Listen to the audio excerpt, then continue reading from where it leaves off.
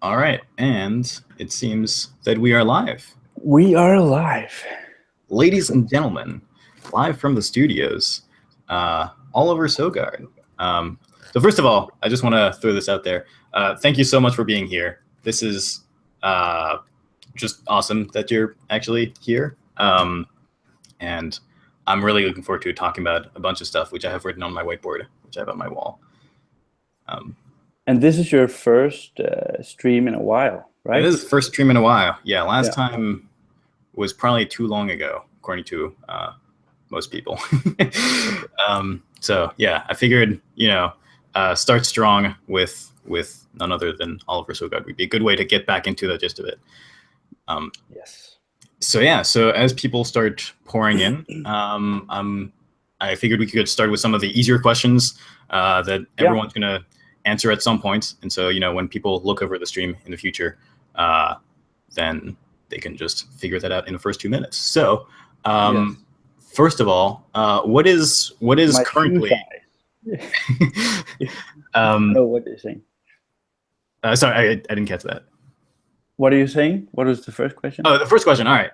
First question is, what is currently your favorite move, like your favorite cut that you've come up with? That's probably the re-trigger thing from Deckard, I would say. Yes, that's at least that's my favorite move from that video, because it's so simple and also crazy. Like a 4-packet one-handed cut is always super cool. Yeah, definitely. It's definitely one that really packs a punch. And one thing that I really like about it is that it's conceptually really not that complex. Like basically, if you think of trigger, you do re-trigger, and then you add a card in like the place that makes sense. Like I've tried to do something like this and never actually succeeded. I still don't know. After watching it over and over again, I still don't exactly know how you can make it remotely consistent. Yeah, it requires some moist on the finger. Interesting. Yeah.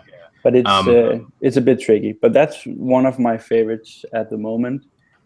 And we're talking of my own moves, right? Yes. Yeah. Okay. That one, and then because I had to do the video and because I've been working on that for a while, obviously all of those moves in the video I've been working on a lot. So and also creating them up until the point, like right before we had to shoot the video. So I've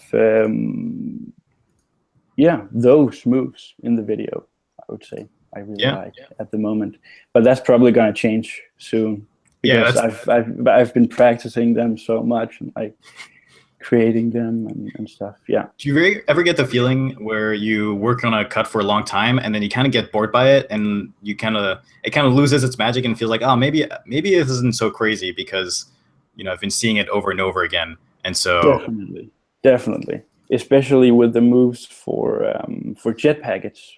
I was working on them for some of them. I was working on for 3 years or something. And like after 3 years of just seeing the same move, it really just looks like, okay, that's just the move. And you want to see something new and you kind of want to create something new, but you just have to like show it to people, get their reaction, and then hopefully they'll say that's insane, and you'll be like, okay, I should keep doing it then. I should put it in the video. Yeah, you definitely have to get it out there. And do you ever feel like you have to overcome that? How do you deal with that, with feeling the cut is really not that good, but trying to keep working on it despite that? I don't really know. You mean like in the creative process or in the practicing, like perfecting process? I guess both. Like they are pretty different. There's certainly something to be said about, once you have an idea, how is it really worth fleshing out, and then once you have a cut, is it really worth practicing? Yes, I try to. Well, oftentimes they actually kind of overlap, like the creative process and the perfecting process, because I usually try and like if I have a really cool opener and middle part, I try, and I can't find a closer, I try to just do whatever closer is the easiest. and then practice. And then I get the opener and middle part down. And then when I start to like understand the whole flourish, like how it should work and what it should look like, the flow and stuff like that, then I can try and look at the closer again. Maybe I should change that, because as I said, like earlier on, I just took the easiest closer I could find. So in that way, they kind of overlap, like creative and practices. Yeah. Right. Yeah. Yeah, that's interesting. Yeah. Cool. And so, as an extension of the first question, what is your favorite move by someone else? Yes, I actually thought about that for this podcast, or like stream, or whatever we want to call it. Yeah. And I think it's Gizmo by by Patrick Warner. That's what it's called, right? Gizmo? Yeah. I think so. As long as you're talking about Gizmo. What about Gizmo is so attractive to you? Especially he has both a 3 and a 4 packet version. Especially the 4 packet version is just beautiful. Yeah, I think it's the opener is kind of unique. I haven't really seen anything like it, and like when I first saw him do the move and he did the opener, I was not expecting that closer of both of those packet like being pushed down. So yeah, I guess just surprising flourish. Yeah, this is the first time I saw it. Yeah, and just really just genius mechanics, especially as I said, the 2 packets. I don't know if you remember, there's like 2 packets sort of like this, and then you push them down, they go like that. Yeah. That's a beautiful move. Yeah, definitely. Is it a move that's like impacted you, that's changed you as a person, or at least changed what kind of cardistry you go for? Definitely, it changed me forever. I think almost everything by Patrick is super inspiring. He's a really great cardist. Yeah, Patrick really like has a broad space of, well, he makes like a lot of flourishes, first of all, which is impressive. Yes. And a lot of different genres as well. Like you see the one bent card thing that went into the deck he posted recently. Yeah. Super weird, but so cool. Yeah. And at the same time, he's just a really, really good packet cutter. Yeah, he's also just technically competent, which is a really crucial part. Cool. So I feel like now's a good time to talk about Dealer's because nowadays you pretty much represent Dealer's in its full form. And so, also congrats on the brush release. Thank you. Thanks. It seems like it went really smoothly. People, at least on Reddit, are really happy with how well it got put out, and just all around it feels really good. Yeah. And they turned out great. I'm really satisfied with how they feel, and nice. It's awesome. Yeah. I'm curious. This might not be something you can really talk about, but how much control do you have over how the cards feel like? Because it's USPCC. It's it's actually not much. Like you have a couple of different stocks and finishes to choose from, but as you know, for example, back in like when they changed factories and the whole black seal, blue seal thing, back then I feel like almost every deck was kind of meh. Like, there are so many decks from back then that aren't really. They're just so clump really easily and just not good.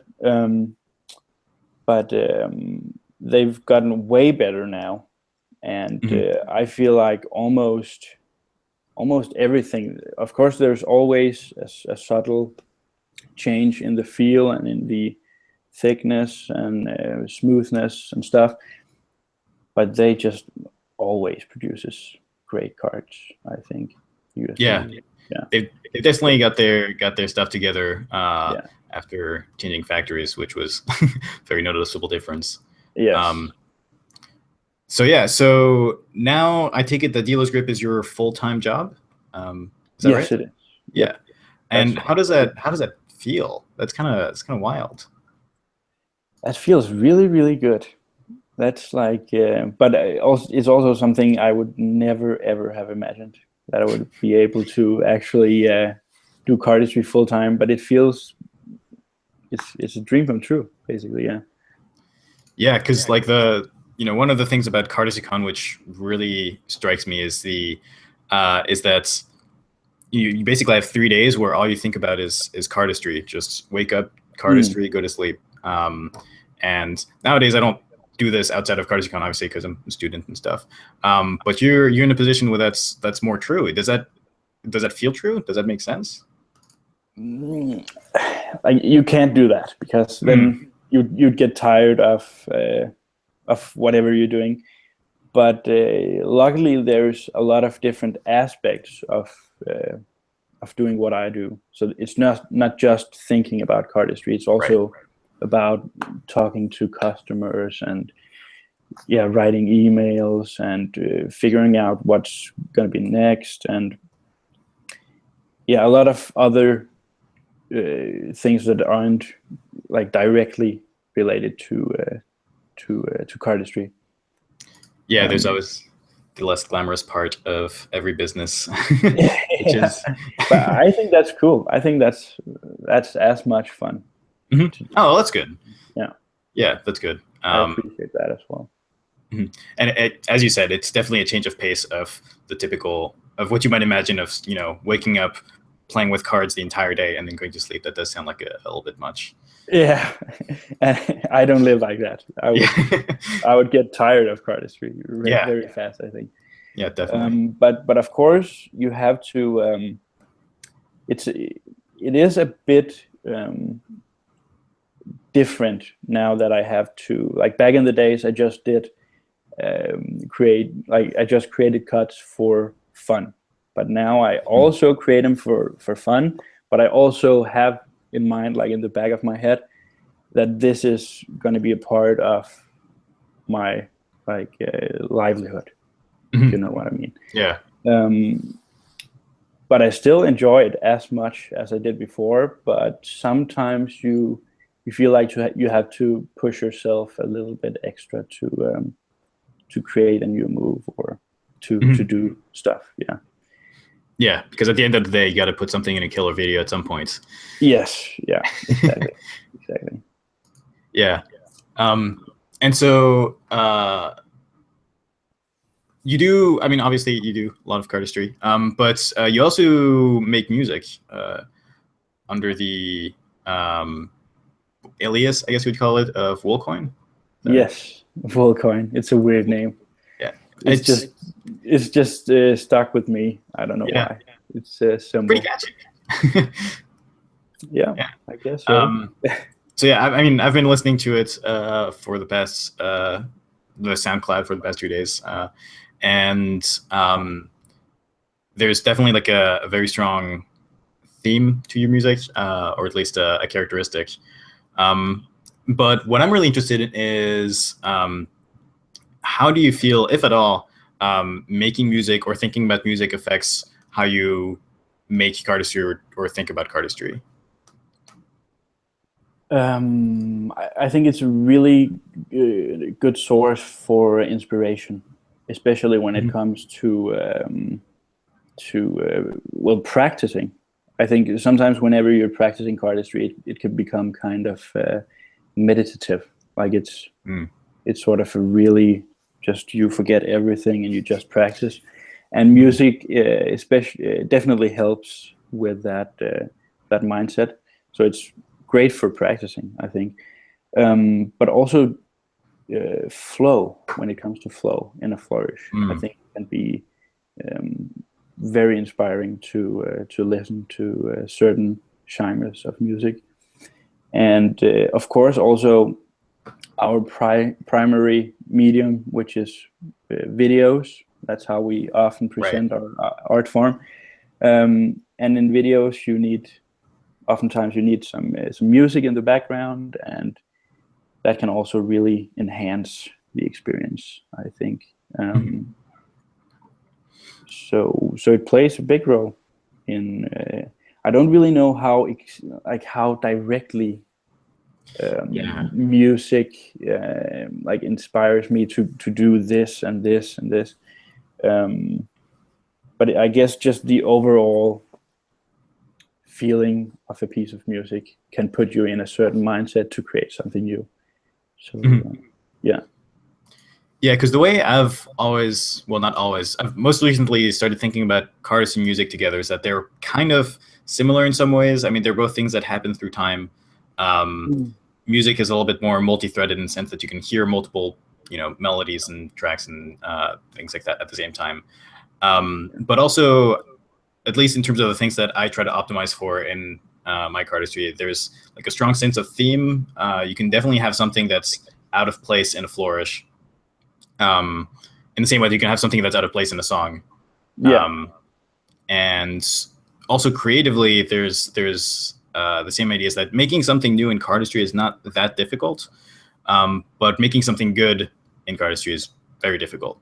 In the same way that banging things and making noise is very easy, but making good music is really not easy. Yeah, it's there's probably some similarities between the two art forms, and also the fact that you can't really, like, maybe you could skill-wise you can be good at playing an instrument, but whenever it comes to creativity, you can't really put it into you can't really say this artist is better than this artist at creating stuff, and it's the same for cardistry as well. I think you can't really say this creation is better than this one because it's different for everyone what they think. Definitely. And I guess, like, do you feel like there's I get the sense that you have a very strong idea of what your creative process is like for cardistry, and you also compose music, which I'm curious personally whether those processes at least feel remotely similar or if they're completely different. I've never thought about this. I don't really know. I don't think so. When it comes to music, I think it's really good to have an idea before you get into the creative part. Like I usually have an idea for a sound or just some kind of combination of sounds or whatever that I want to do whenever I get into a musical piece. But for cardistry, it often happens out of the blue, like by accident or interesting, or just by trying out stuff for me. Well, obviously, it moves being created by accident it's not like, it's actually not that often that happens, but it's very rare that I have a certain, like, very specific idea in mind and I haven't even tried it with cards, and then I try it with cards and go from there. That's not really something I do. Do you do that? Like, more and more recently, I've been thinking about general shapes that I want to get and like a theme, and then try to make it happen with cards. A lot of the time it just doesn't work because the things that I want to happen just can't physically happen with my hands. And I know that Antoine Carberet, who's known best for Squall, and also his Etienne project with Cartesian Touch, also thinks like that, where he has like a very solid idea that he wants to make happen. And so in Hold My Brain by Dimitri, his book about creation, he distinguishes two types of thinking, which is hand thinking and head thinking. So thinking with your hands, which is, kind of like you're sitting on your bed and you do something interesting by accident, and then you just kind of keep working on it, and then eventually it flows into a cut. Yes, that's a good way of looking at it. And head thinking would be like if you maybe dreamt about a move, or if you just walked around in the city and saw like a building that inspired you. Maybe I could do that with cards. Yeah. That's head thinking. Yeah, absolutely. Okay. And I rarely do that. Yeah. Interesting. Gotta admit, yeah. Do you have experiences where you've dreamt about a thing, and then, or like even like for me, it's mostly like right before falling asleep. I think, oh wait, this would be cool, and then I get up and try to do it, and it just doesn't, again, physically work. Yeah. A few times I've actually dreamt about specific cuts and concepts, but I haven't been able at all to do them in real life, unfortunately. That would be cool to say, though. I created this in my sleep. Yeah. Yeah. It at least in my experience hasn't ever worked out as well as I would like. But because it'd be cool. But maybe it's because of like my style of cardistry is very mechanical and very focused on the technique. And I feel like the kind of moves you would create in your head without cards in your hands would be the kind of moves that are like the spring or the or aerial moves or ISOs or that kind of genre of cardistry. So maybe that's why. Yeah. All right. So that being said, I'm trying to juggle talking to you and also looking at the chat because it's engages the same part of my brain at the same time. So I'm trying to see if are we getting some good questions? Yeah. So we have some questions. Let's see. So a lot of people are interested. I'm trying to get the gist of the general questions rather than explicit questions because it's hard to get the whole thing. But people are curious about the video making process. So what goes into making a video, especially like formatting. So Cal Trent, for example, asks, when shooting video, how do you balance the amount of exposition / stylistic shots and shots of actual cuts and cardistry? Well, up until my recent video, Deckard, I've been working with the other cardists on videos, and also, as you know, like a lot of the editing we did previously was done by Tobias, but for this one I had to do everything myself. Not the filming though. The filming was done by one of my friends, but the editing process, it was quite an experience because I had to get into the whole mindset of doing a cardistry video and how to edit that. But I actually just went into it without thinking too much, at least for this, the newest video. I just, I think I probably have it on my backbone, like subconsciously I have an idea of how a cardistry video should be put together, but it's not really anything I consciously think about. Of course, you have to like go through the clips and find this and this, like this. Also, the amount of B stock footage versus actual moves. But I guess, it was a very fast process as well. So it sort of happened like I think it took me 1 full day, maybe 1.5 to edit the newest video. Oh wow! And then 1 full day of shooting as well. We shot way too much. We shot like 10 hours or something. Oh, yeah, maybe not 10 hours. Maybe it was like, I don't know. We shot a lot. Right. Yeah. Yeah. And so did you have any idea of like even what music you were going to use before making the video, or? Yes. Yeah. Okay. I always try to get that or those parts down before shooting. The location, all of the moves, 100%. Also the angles for the moves. Right. And the music. also what kind of setting, like the what kind of colors I want, the whole atmosphere, and intro and outro as well.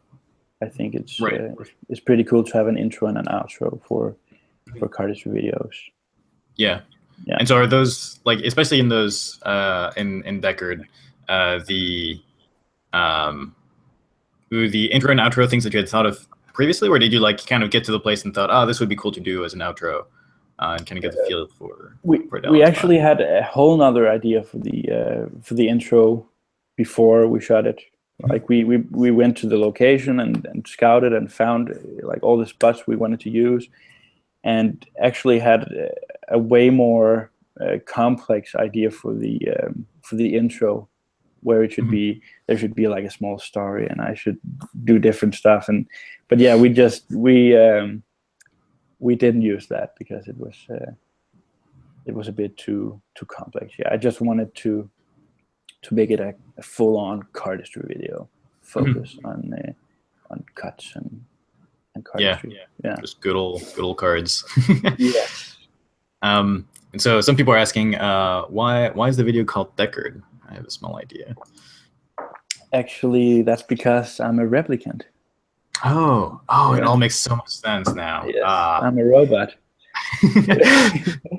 No, I just honestly, I just like the word, and then of course it's very close to deck art. Yeah, and I think that's super cool.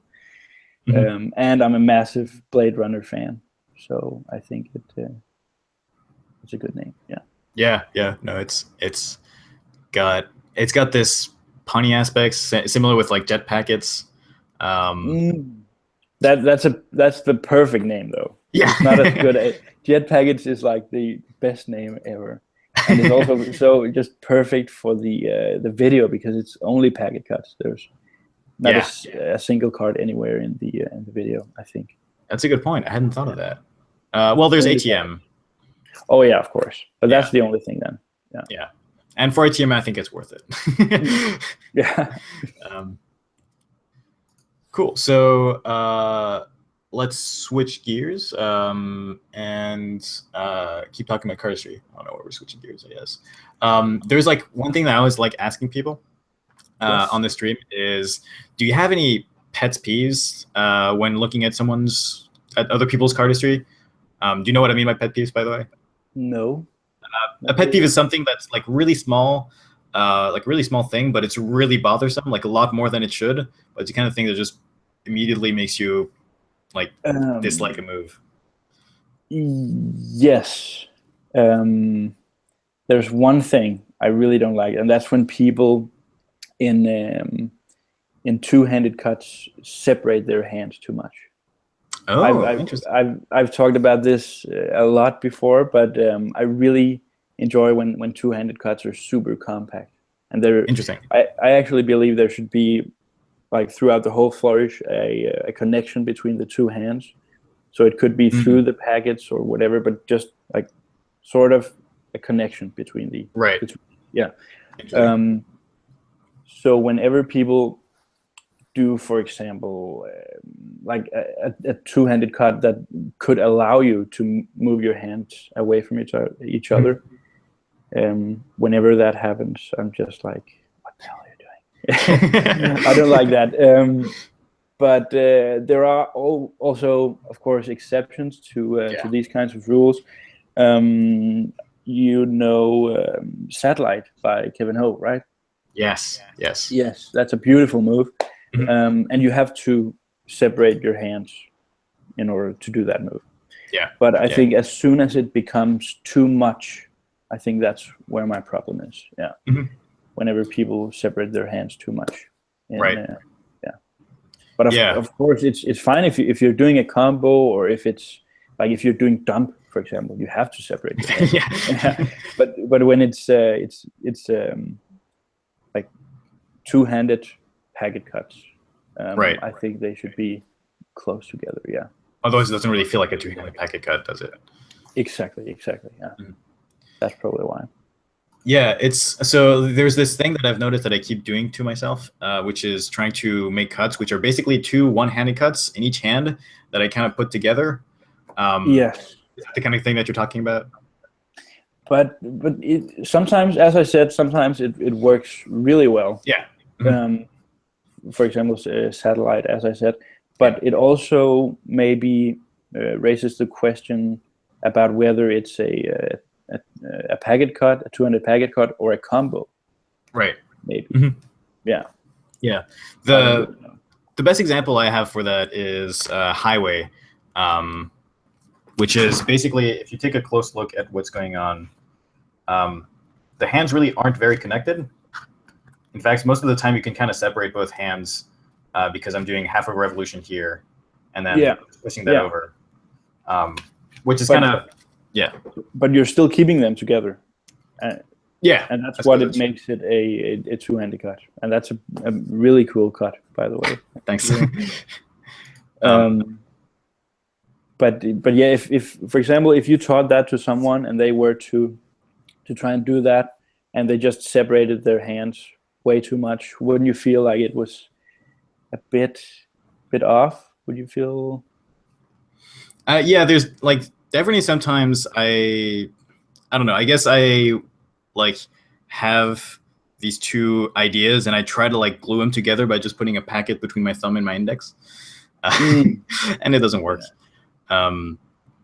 But if you for example taught that move to someone and they, as you said, in those specific positions, they move their hands away from each other, would you feel like that would be a bad thing, right? Yeah, it would, especially for that cut, because it's really like the whole point is you have these two things going back and forth, and so if they're too far apart, then that connection just doesn't really make much sense. It doesn't. It doesn't look good. But yeah, that's an interesting metric that I haven't really thought about as much. I mostly thought about it in terms of, sometimes you just have two one-handed cuts that are put together, which is something that I try to avoid. I've noticed that your cuts are really not like that. There's a lot of packets that move back and forth. Is that something you do intentionally and that kind of forces your hands to come together? Yes, I guess so. That it also it relates to the whole base packet thing as well. Yeah. As I know Chase talks about a lot. I always try to avoid having a base packet for too long. But I guess that's something I think about whenever I'm creating, to just make sure that something happens with every packet pretty much all the time. Right. Yeah. So there's purpose. That's basically it. Yeah. There's purpose for every packet. Yeah. Yeah. This is something that I particularly like to think about, is that making sure that I can justify every decision in the flourish. Yes. Yeah. Make sure that I'm not just doing something for the sake of doing it. And so, like, while we're on this topic, do you have like other rules that you set yourself, like things that you really, or things that you don't, just things you really need to do to feel like you have made a good flourish? Oftentimes I try to put him to divide a flourish into phases. So and then making sure that there's at least one of those phases that are very interesting. Okay. So I guess that's one way to look at it. It could be the opener, it could be the middle part, could be the closer, but I think usually it's the middle part. That's the sort of moment, or whatever you want to call it. Yeah. And sometimes you also have moves that doesn't have an opener, for example. It's just two phases. But that's one way I often look at it, to divide it into phases. And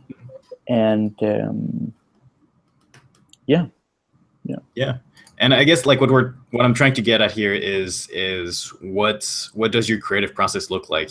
Like what points do you like, you've talked that you have a bunch of hand thinking that you do mostly that, But at what point do you find, like, you feel like you found a mechanic, and then how do you explore that? What is the process until you get to a point where you feel like, I'm happy with this. This is ready for a video, and I can just work on it. Oh, it actually never, it's never like completely done. It's always like, I feel like all my moves are in a work in progress, like for forever. Interesting. Yeah. But there is a certain point where you've used so much time and trying to fight. Like, for example, if you want to find the perfect closer and you just use hours and hours, and you just can't find it, then you just gotta say, okay, like, compromise and just go with whatever you have, or maybe ask someone else if they could come up with something. That's a pretty cool technique as well. But I really feel like creating is like solving a puzzle. Interesting. Yes, that's how I feel whenever I create, actually. So, as I said, if I had like 2 phases down and I maybe used a temporary closer, right, the puzzle still wouldn't be solved because there was still this closer that isn't really finished. I think that's just a fun way to look at it, as a puzzle. Yeah. I've also been thinking about it in kind of a similar way. I think more about it as problem solving, because as an engineer, that's the way I do it. And like every once in a while, I'll be in a position, I'm like, okay, so I have this problem, which is I need an opener for this, and to solve this problem, I need to get into a thing that gets me into this grip. And there's all the constraints of, well, it looks like this, and I want to have the same flow. I need to have all these things, and then trying to find something that fits all of those constraints as much as possible, or at the very least, is the least bad. Yeah, exactly. Yeah, and sometimes you might come up with a middle part that's super cool, and okay, I need to get into this exact grip, but how do you do that? And that's problem solving. Yeah, definitely. And that can be super tricky sometimes, because not only do you have to get into that position, but you also have to make sure that it looks good and that it's in the same style as the rest of the move. So yeah, that's very, very tricky. Yeah. I've definitely spent a lot of time, especially recently, with some things which I have a very clear idea for what it should look like, and trying to figure out, like, doing this problem solving process of figuring out what's the best way to get that thing to happen. And it's a lot of throwing things at the wall and nothing sticking. Yes. But sometimes I feel whenever you, like, if you have the opener and middle down and you're just trying to find a new closer over and over again, sometimes you find something that is really cool but doesn't work for that flourish. And then you can use it in another move. Yes. Yeah, this is something that I talk about in my talk from CardiciCon. And it's like the basic idea. I won't go through the whole thing, but general gist is that, like, at any point in time, there's a bunch of different things you could do in a flourish. If you abstract your flourish as a sequence of like moments or beats or whatever you want to call them, then there's nothing stopping you from taking that and using that somewhere else. And so there's do you have examples of that happening where you had a closer for something and you're like, this is a good closer, but just not for the right cut, for this cut? I think I had a pretty cool closer for Kashmir at some point, but I had to scrap that because it just didn't work with the rest of the flow. Yeah. I don't think I ever got to use it for another cut, though. Maybe I should. Keep that in your back pocket. Yes. So another quality of yours that I've noticed in across videos and across time and space is that you have a tendency to do like a move like trigger, and then later on you do like a one-up version of that move. And for example, retrigger is like the next level up from that. And then in Deckard you have the four, it's not really four packet, but the four piece version of trigger, which is like the next level up.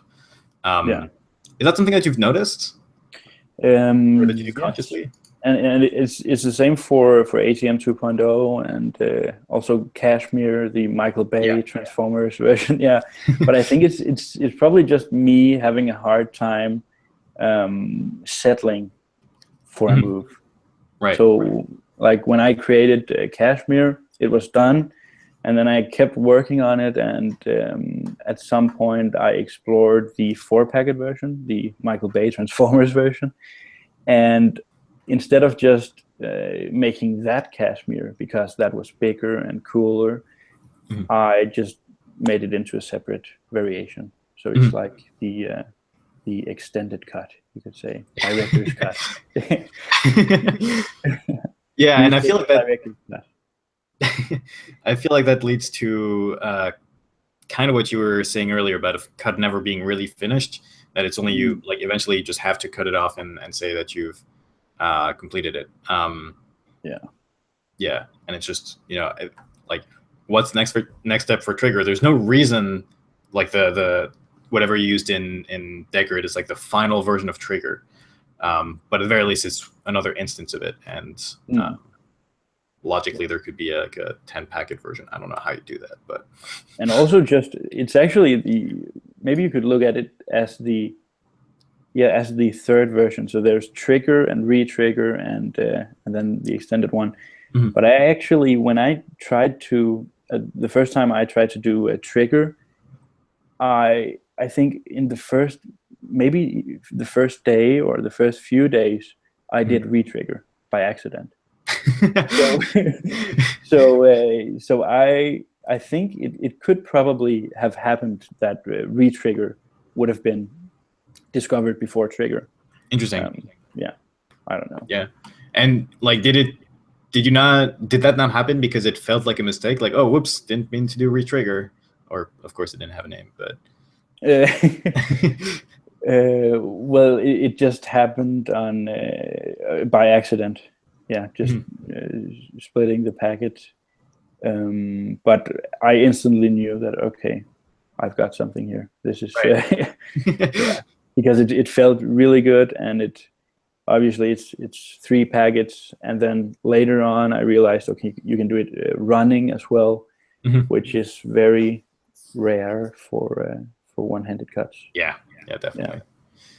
Yeah. You don't really, as far as I know, and correct me if I'm wrong, do you have running 2-handed cuts? Is that a thing that you've ever really thought about or actively tried not to make? I've never actively tried to make one. I think you could do Maverick running. Oh, interesting. Probably, yeah. With the packet that's going around the thumb, I think you could do, like, keep doing that. But it's not really anything I try to achieve.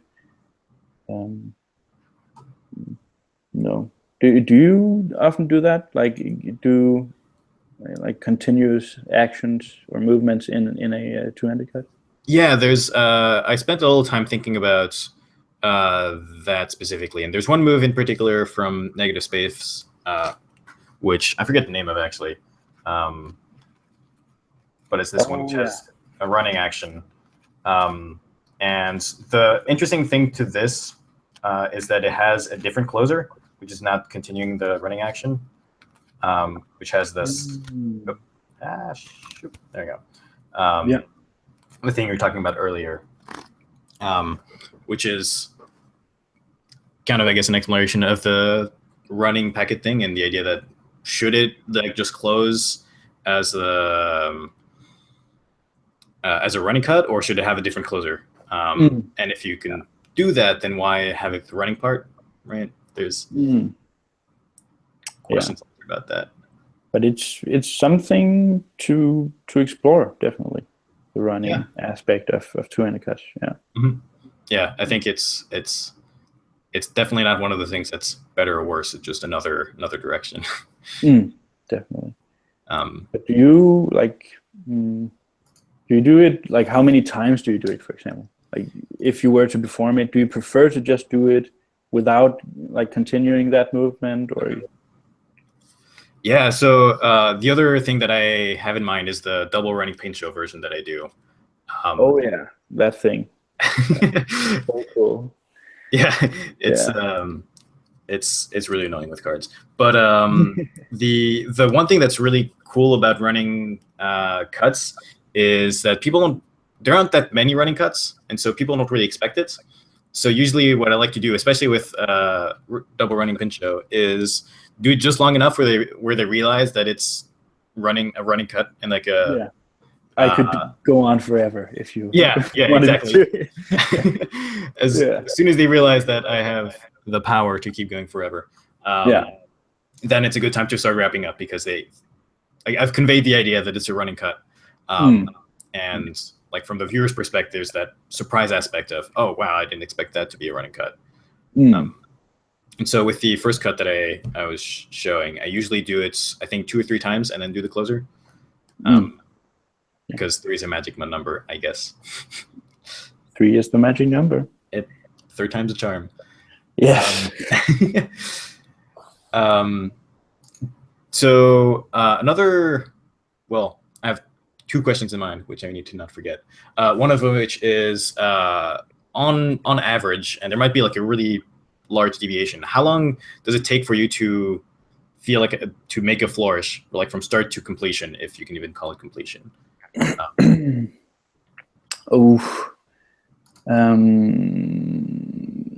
Of course, that depends. That's varies a lot. But I've like to just say a certain time, like this is how long it takes. I would have to say a week. I don't know. A week? Okay. I don't know, but like, do you mean like actual full-on creating, or the whole process? I would say like the creating part. So yeah, think going from like, I have this idea that I want to make into a full cut.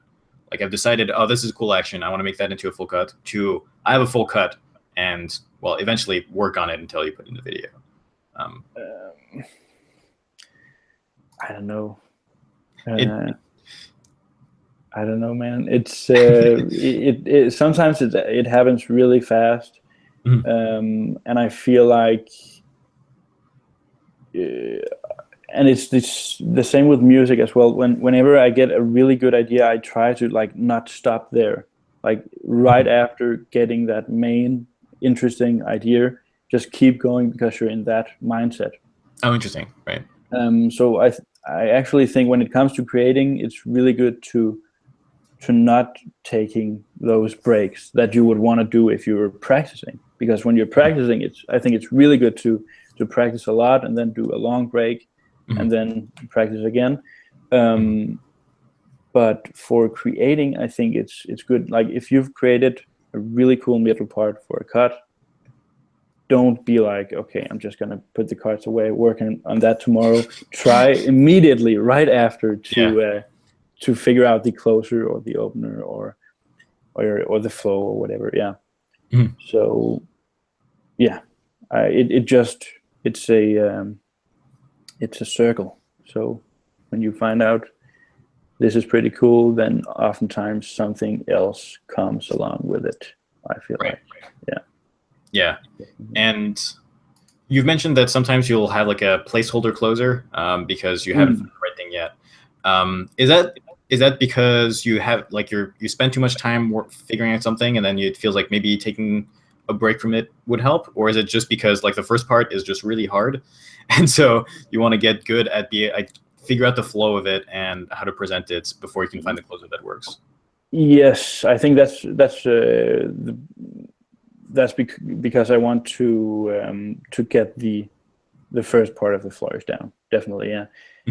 So it's usually when I have a really, really, like if I have a middle part and I just know, okay, this is really cool and I wanna keep this, and I've been trying like for a few hours or like trying for a long time to come up with a closer.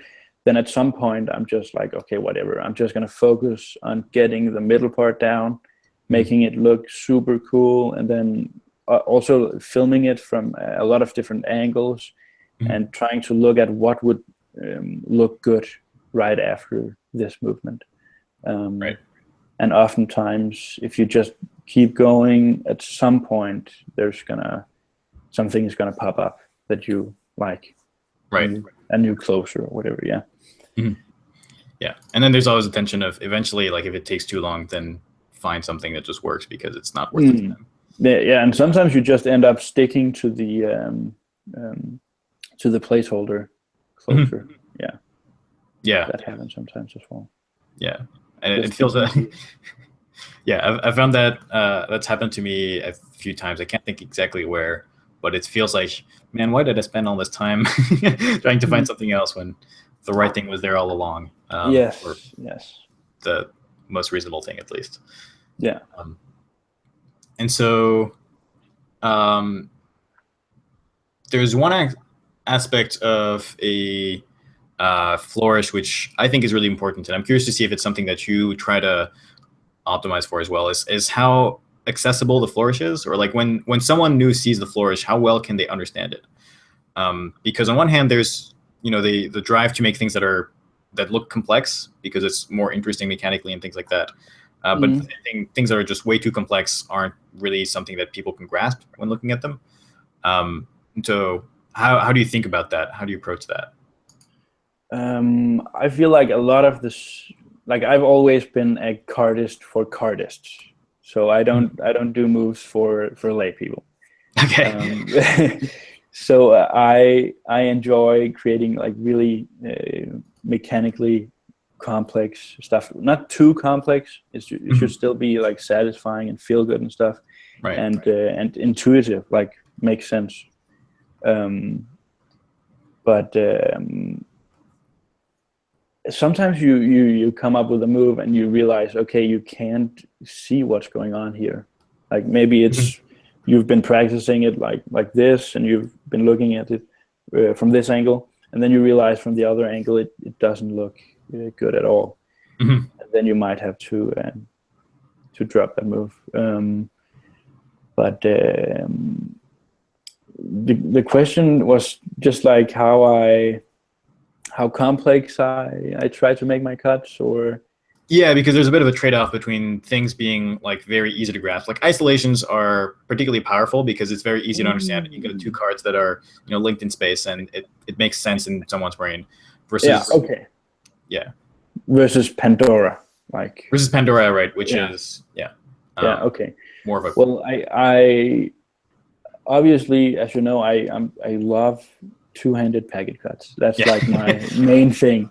So that's pretty much what I'm trying to stick to. But I also try to not make them too complex. I like it when there's just 3 packets, and I like when they're not too, like when there's too many faces, for example. That doesn't really work, for me at least. Yeah, in that respect, Chase Duncan has a rule that he tries to follow, which is that the number of packets should be equal to the number of phases. I've heard about that. Yeah, how do you feel about that? I'm not sure. I've tried it a couple of times, and I think once or twice it didn't apply to that move. But is he saying that every good move lives up to this rule, sort of? Or so he came up with a rule by looking at a bunch of flourishes that he liked and noticing this pattern that it has the length that's kind of proportional to how many packets there are. And so obviously, like with any rule in an art form, there's exceptions. Yes, of course. But as a general guideline, like how do you think about the timing of your cuts? When do you feel like, oh, it's time to close the thing? I try to keep them.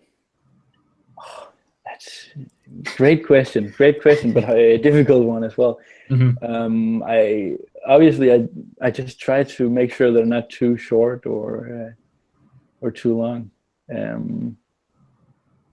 I think it rarely happens that a cut is too short. Interesting. I haven't really tried that before. I think maybe a few times, but sometimes there's too many phases, and you just have to cut something out, like maybe remove the closer completely or whatever. Yeah. And so you think about it more. Do you think about it more in terms of those phases, or is it something that you like more about a time? How much time does it take? Because phases don't have to be a set amount of time necessarily. I don't really think in time. I just think in the technique, like the mechanics of the technique. That's pretty much it. And also just think. I try to make sure to think about the wholeness of the flourish itself. So if I, for example, have a cut and I want to like convey a certain movement with this cut, that should be the only thing I should care about. Like if there's a lot of unnecessary stuff after that, just get it out of the way. Yeah. So try to optimize for the part of the flourish that actually really matters. One way that I've thought about this is that you have like there's a part of the flourish that like the important part, right? Like there's a phase that's interesting, or like a motion that's interesting that you might want to echo. And I've seen the rest of the cut as trying to put that in a highlight as much as possible. So how do you emphasize that as much as possible? Yes, that's a good way of looking at it. Definitely. So the other parts shouldn't take too much attention either.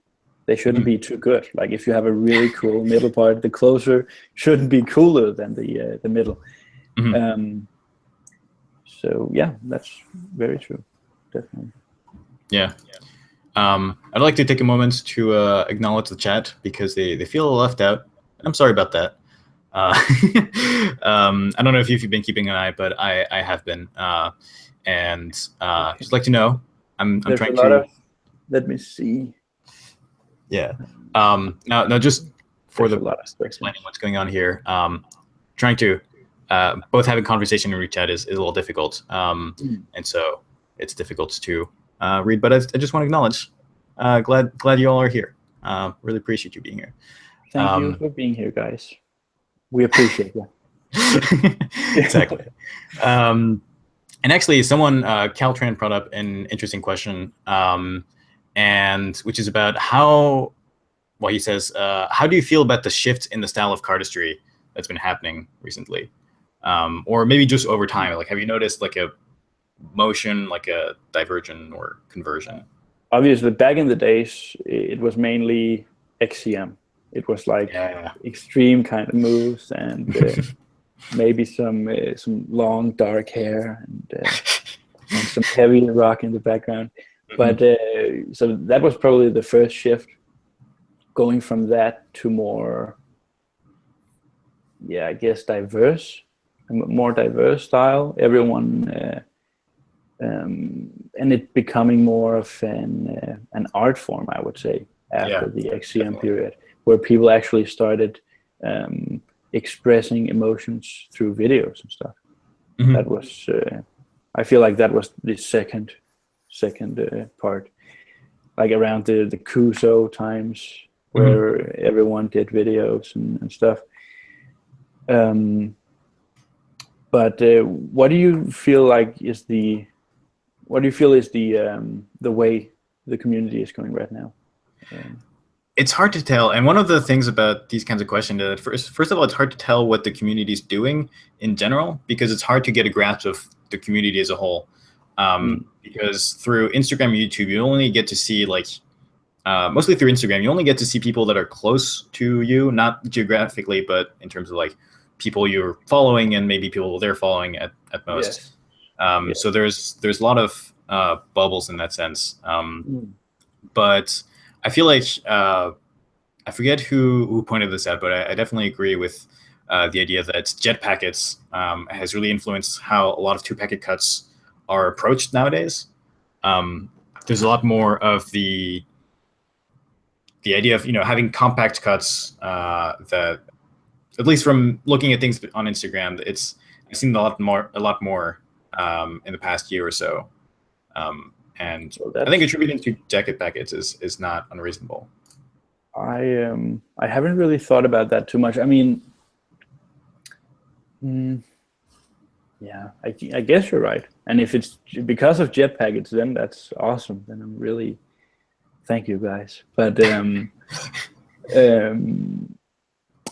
that's probably true. A lot of yeah, I think you're right. Mm-hmm. So there was, maybe also isolations are not as popular as they were like a year or two ago. That's a good point. Yeah, I kind of feel like that as well. Yeah, I didn't quite notice that. Because would you say that's a genre on its own? Yeah, I think it's definitely like a subgenre of cardistry. In the sense that it's art form using cards and not magic. There's obviously a whole discussion about what counts as cardistry, but I don't think that's a particularly interesting discussion, personally. Because it usually in cardistry, you would say that isolations is one subgenre, right? Yeah, definitely. Yeah. And then two-handed like packet cuts, and then maybe all the miscellaneous like springs and fans and. Yeah, I mean, so like I guess one way to approach the subgenres of cardistry is there someone out there whose style is around that exclusively? So like two-handed cuts, definitely. There are people who just do two-handed cuts. But same here. But I feel like in that same sense, some people just do isolations. I feel like there are some people who only do the like springs and fans and a lot of aerials and stuff. But those are often the cardists that are focused on presenting to a larger audience, like to lay people. Because they work better for lay people. Yeah, that's actually an interesting idea. So there's certainly this conception around the community that, I mean, if you do a spring in front of a layman, they'll just go wild, even though it's one of the easier things you could learn in cardistry. And same with fans, they look cool. And the thing that I think matters, which kind of comes back to what we were talking about before, is that they're really easy to grasp. From the layman's perspective, they can look at it and understand what's going on. And I feel like there's no reason that two-handed cuts can't be the same way. For example, squeeze really gets good reactions from laymen because it's one of those things. It squeezes, right? You understand what's going on. And so I think cashmere is another example of that, where I get the sense that you don't try to practice for laymen all that much.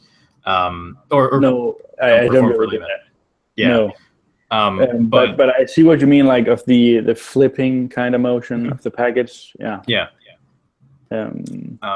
There's something that they can latch onto visually, and so that's probably a good like measurement of when a two-handed cut is like really interesting or really really good.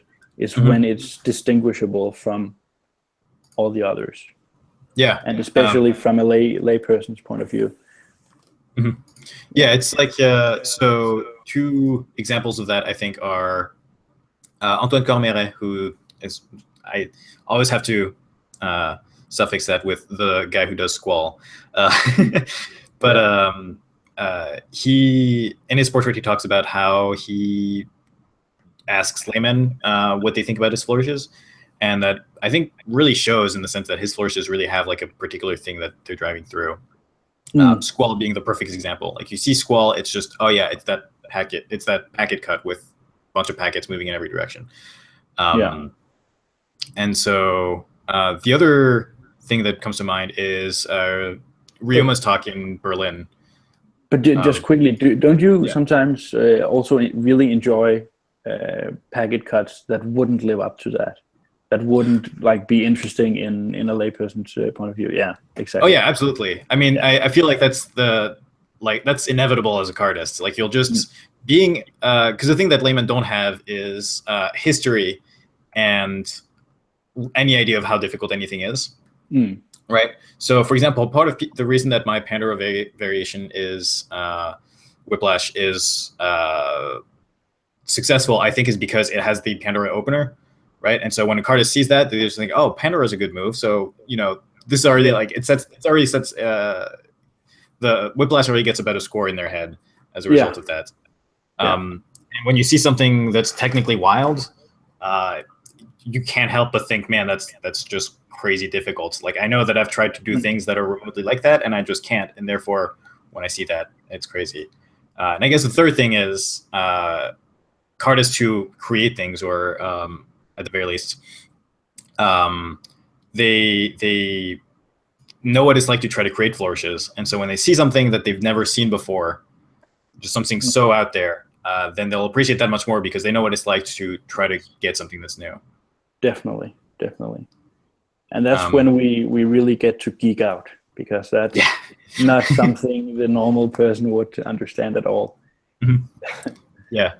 And so another thing that Ryoma was saying at Berlin, in his talk in Berlin, which is kind of a computer science approach or an information theory approach, which was that the size of the phrase, the sentence that you need to describe a cut is at the very least related to how good the cut is. So squall is very easy to describe, which makes it a very good cut. And I think it works more for like think about laymen. Yeah. But cuts that involves saying, oh, it's the one where like you have to describe every single packet and finger position. Then that's less, at least less striking. It's a good indicator of how cool it is. Or easy to understand, I guess. Yeah, it's mostly the easy to understand part. And again, because we're talking about cardistry, which is an artsy type of thing, there's always exceptions to everything. And so I'm sure if you thought like, I'm sure there's a lot of examples of things that are not easy to describe, but still look really cool, even to laymen. And so one of the things is what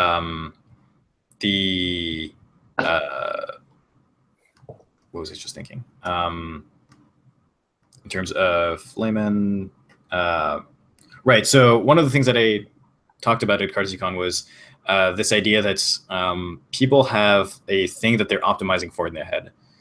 So there's like a kind of like a mathematical function that says, you give me like, look at things like how well does this flow? How are the mechanics? How does it compare to things I've seen before? Like the chase rule of x packets equals x speeds and things like that. And your mind processes that in some way, which we can't really understand or get an insight into. And then out pops, I like this cut, or I don't like this cut, or everything in between. And of course that's different for everyone. But is that something that you can relate to? Are there things like check boxes or like things that you look at in particular when looking at a cut to figure out whether it's good? Yes, I would say so. But I feel like we've already covered most of those, like with not separating the hands too much and making sure it's everything complements the main movement of the cut as well. Things like that. Not too much unnecessary stuff, and also execution, obviously. That like if you might have a really, really good idea, but if the first time you show it to someone, the execution isn't like too good, then it's obviously not going to get the same reaction. Yeah, if you can't do a cut, it can't be. I mean, it can't look good. No. But yeah, that's. I could imagine at some point in maybe it has happened for me, but showing someone an idea and then I haven't practiced it enough myself for them to fully understand the idea, and then they would just be like, I don't really like that, and then I would just drop that idea as well, and it would never come to life. So always practice, kids, before showing moves. So this kinds of discussion, talking about laymen and whatnot, usually leads to like the direction of the community as a whole, how it's growing and things like that. Best Artist Alive recently reached 30,000 followers, which is wild. Because you're doing dealer's grip as a full-time job, how do you feel about that? How do you think about the community as a whole? Do you what are your thoughts on the subject? Obviously, you shouldn't exclude anyone from whatever you're doing. I believe in, but it's a balance thing. So you should stick to what you really appreciate. For me, it's like 200 packet cuts and that kind of thing. Stick to that, but also make it presentable, and not make it just an exclusive club, so to say. But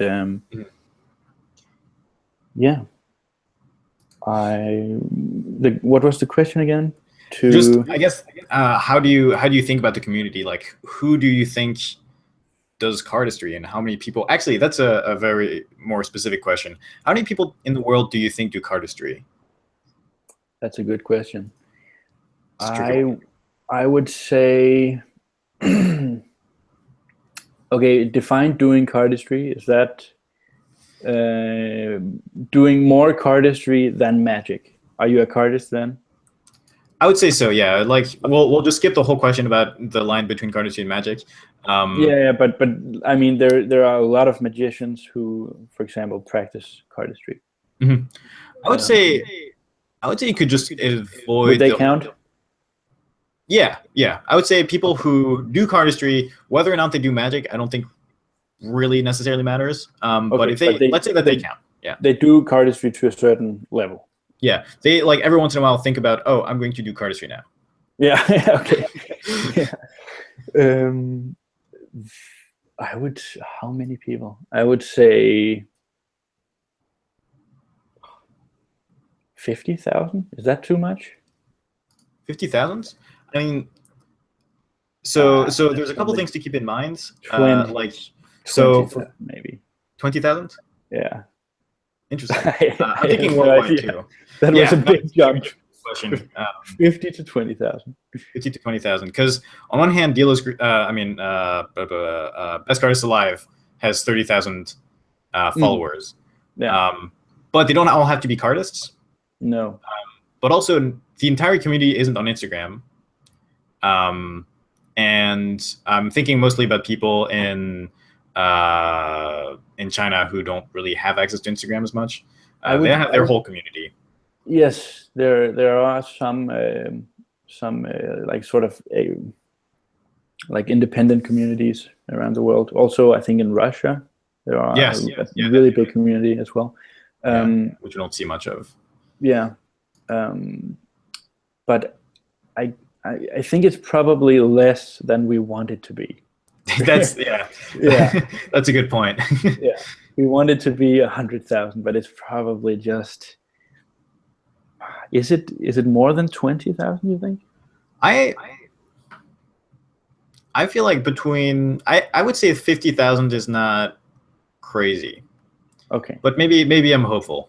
That's it's a good point. Yeah. Because I know that there's also a lot of people who might do cardistry but don't really show anyone. Right? It's just a thing that they kind of do on the side. Then there's the question about how many people actually really care about cardistry, and that's a much smaller number. And even beyond that, how many people actually actively try to create things, because there's a bunch of people who are just content with learning other people's things and leaving it at that. Yeah, and that's even fewer probably. Yeah. Yeah, people actually try to create things. Should we do like 5 more questions? Maybe some of the Reddit or Instagram questions. Yes. And then, let's see. wrap up. There were some interesting ones which I actually have right up here. So let's see. One interesting question, and I'll try to keep count. So you're a left-handed cardist. So first of all, are you always left-handed or just left-handed for cardistry? Only for cardistry. Only. And okay, I personally think that it's weird that we're calling it being left-handed, like the way I do cardistry, because the reason it's called being left-handed is because you're dealing with the left hand, and we're not poker dealers. Yeah. So I think our dominant hand should be the one that's holding the dealer's grip. Yeah. I think that would make more sense. But then everyone in the whole world would have to, like, except very few, would have to switch around. And also, playing cards are built around everything being that way. So the reason why the pips are here are probably because of poker and how you deal cards and stuff. Yeah. Yeah, and so I'm also a left-handed cardist, but right-handed usually. And it also, like, because I started playing with cards. I started with Magic, but it was always like doing the tricky things in the hand that's dealing with the hand that's holding the cards, right? Like second deals and things like that. It made sense for me that my dominant hand would do that. Yes, and also one-handed cuts. Like, if you were to learn a one-handed cut, what hand would you use? Obviously, your dominant hand. Right? Yeah, because it's just better. Yeah. Yeah. And do you think being, again, quote unquote, left-handed in a community that's mostly right-handed, does that change your flourishes, like the approach that you take to flourishes? I don't feel like that at all. I actually never think about it too much, but other people might subconsciously notice it actually when they're watching a video of a left-handed cardist versus a right-handed. But it's not something I think about. Yeah, really. I mean, my fans look kind of boring because I'm a lefty, but that's about it. Yeah. And it is true that your flourishes are mostly like in both hands. You don't have as much of a top hand and bottom hands, but they're more side to side. And so the weirdness that you get from seeing someone who is a lefty rather than a righty is more limited. Does that make sense? Yeah, so it would be more visible. Your dominant hand would be more visible, like, for example, if you did Sybil. Yeah. Because that's a very this kind of motion. Yeah. Kind of flourish. Yeah. Yeah. Yeah. But what were you saying? Well, so I was going to say that I remember I was probably learning something like Squeeze, and then I filmed myself to see how it looked, and then played it, and then was really surprised at how weird it looked, just because it was basically flipped. Because that in particular was more striking, because Squeeze is a move that I know, that I've seen a lot, right? Yeah. And so seeing it in the other hand was a little bit more surprising. Yeah, but yeah, maybe the reason why I never really noticed is because I rarely do other people's moves. But actually, now that I think about it, the few moves that I do by other people and have filmed and stuff is actually true. You can definitely see the difference pretty easily. Yeah. Yeah. Is the idea that you don't really do other people's moves, is that a thing that you do on purpose, or is it just because you prefer making your own stuff? I just prefer making my own stuff. Right. Definitely, yeah. Because I'm always thinking in the next video, and I want my next video to be of my own moves. So I feel like if it's a really, really cool cut, I might learn it just to sort of understand the mechanics. But I think it would just, I just like to focus on my own and make sure that all my practice time goes into those, so they're ready for the next video. Yeah. One last thing about the whole left-handed thing. I think one of the other differences is because necessarily one hand is more dexterous than the other, unless you're like fully ambidextrous. Then the focus of complexity might be different, especially for cuts that are top hand, bottom hands. And so I think that might also be like one of the interesting aspects, which might set apart left-handed cardists from right-handed cardists. Yeah. All right, so let's see, what else did we have?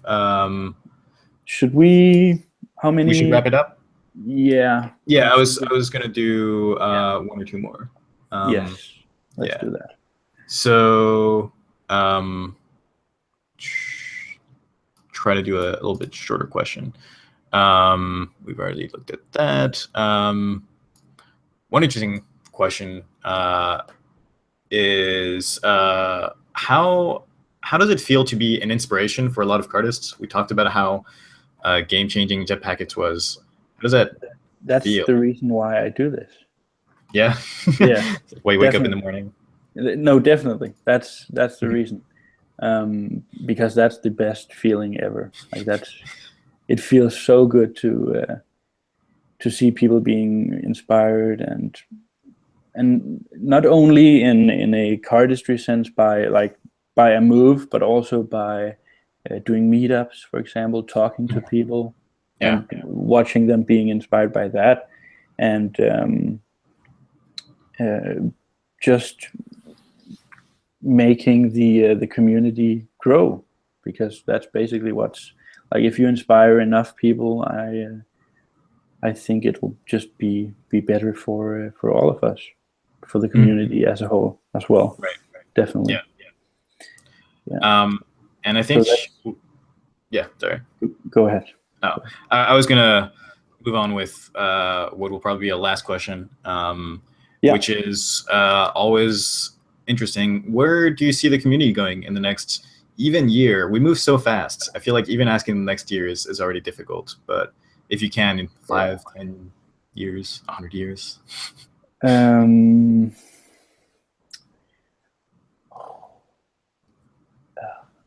That's a good one as well. That's also something I don't really think too much about that. The classic one is just, are there going to be more people doing cardistry, and is it going to be spread out to more, like, are regular people on the street, are they going to know what cardistry is? And I don't think that's going to happen in a long time, maybe ever. But why do you think that is? What's holding cardistry back compared to things like skateboarding? I would say it's just too specific. I guess that's probably it. And also because it's somehow a bit difficult to just explain what it is. Like, it is. So it might happen at some point where the majority of people know, okay, that's cardistry. But I'm not sure that's going to happen. But I think, of course, the community itself is going to grow a lot. And I feel so far it's been growing exponentially. And we can also look at the attendees at the con. That's definitely exponential. Yes, exactly. I think it was like, how many was it the first time in San Diego? Like 10 or 20 people. Mhm. And then there was the one in New York. Then was it 150?